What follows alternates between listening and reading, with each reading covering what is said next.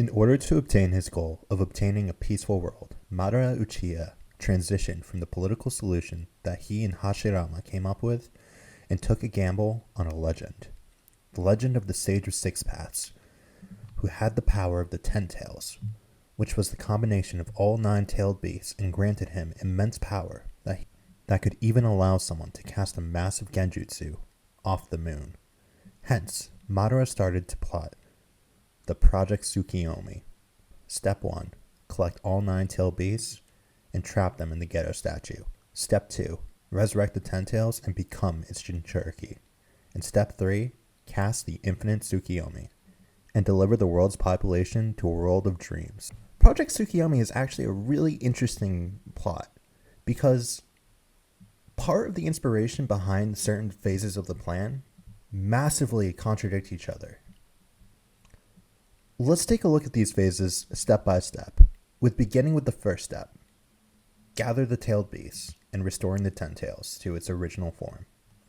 So the completed Ten Tails takes on the form of a tree when all the tailed beasts are consumed by the Geto statue, which is kind of an odd shape to take when you think about it. Like, what do you have when a human eats a raccoon, a cat, a fox, and all these other animals? Well, a tree. Obviously. Well, the reason for this actually makes a lot of sense when you realize that a major theme of all of Naruto's antagonists, post-pain, is a progressing path to enlightenment. I explained this in a little more detail in my previous video. So, if you want to check it out, click the card on the screen. So what do trees have to do with enlightenment? Well, it is said that before he attained enlightenment, the Buddha Gautama was called to by a tree and sat below the tree and meditated for 7 weeks. During this time, he received various visits, with each visit trying to sway him off the path of enlightenment. However, Gautama was not swayed, and he became enlightened. And the tree that he sat under was referred to as a Bodhi tree, or the awakening tree, which happens to look like this. Now let's compare it with the Ten Tails.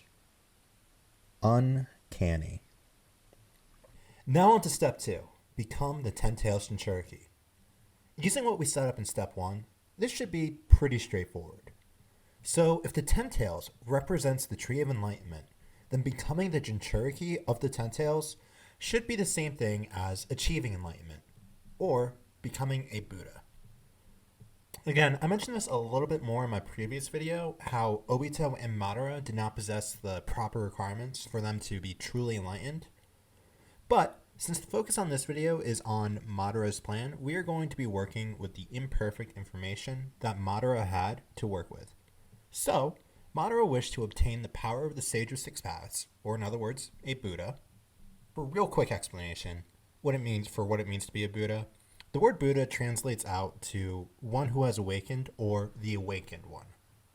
Someone who has awakened has certain qualities like being free of suffering and desire, having true knowledge of the nature of the world, and in certain schools like Mahayana Buddhism, there's a duty to teach and spread the principles of enlightenment in order to help as many people as possible to achieve enlightenment for themselves.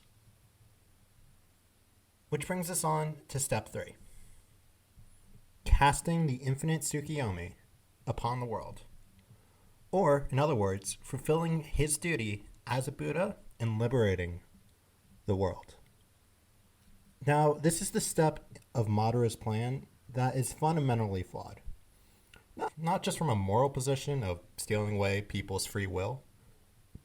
It's also more flawed when you do look at it from a Buddhist or a Hindu perspective. Project Tsukuyomi was meant to trap the population of the world in an infinite dream by casting a genjutsu on the moon. So instead of enlightening the population to the true nature of the world, his solution was to further delude the population and beating them off the path to enlightenment.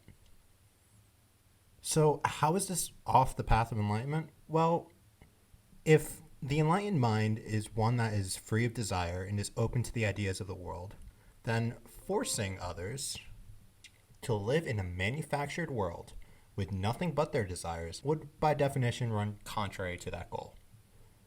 But this wasn't the only reason Madara's plan was wrong.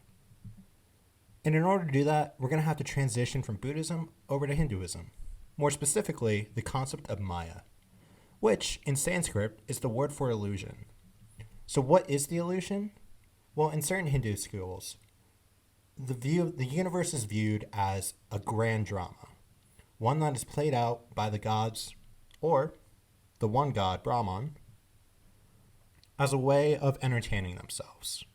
In these schools of Hinduism, so a key part of enlightenment in these Hindu schools is waking up to the reality of the world, to understand that who you are is the Brahman, to understand that what you are is a character that's being played by the divine. So again, if Madara's goal was to become enlightened and free people of the world and to show them the true reality, then using his powers to put others under another illusion, as opposed to liberating them from the current illusion, is just exacerbating the problem and making people worse off. Let's do a quick comparison between Madara and Hogoromo, or the Sage of Six Paths. What did Hogoromo try to do with his power? He did it to spread chakra among every single living person, to connect them and have them work through their problems together and try to gain understanding with one another. While Madara's solution was to separate everyone from each other and to live out their own selfish lives. So ultimately, Madara's plan was kind of doomed to fail from the outset. His path was clearly one to help liberate the world from their suffering from their desires. In order to do that, Kishimoto was really smart and kind of had him follow like the path of a misguided Buddha, someone who was trying to attain enlightenment. However, due to like misunderstandings that he has with the concepts, ends up hurting people more than he does helping them. And instead of trying to free people, he ends up trapping them due to his misunderstandings. So, if you enjoyed this video, please be sure to hit that like button, subscribe for more content, and have a nice week. And I'll see you guys next week, where I think I'm going to be talking about the many faces of Naruto. AKA, why are there so many Narutos in the series?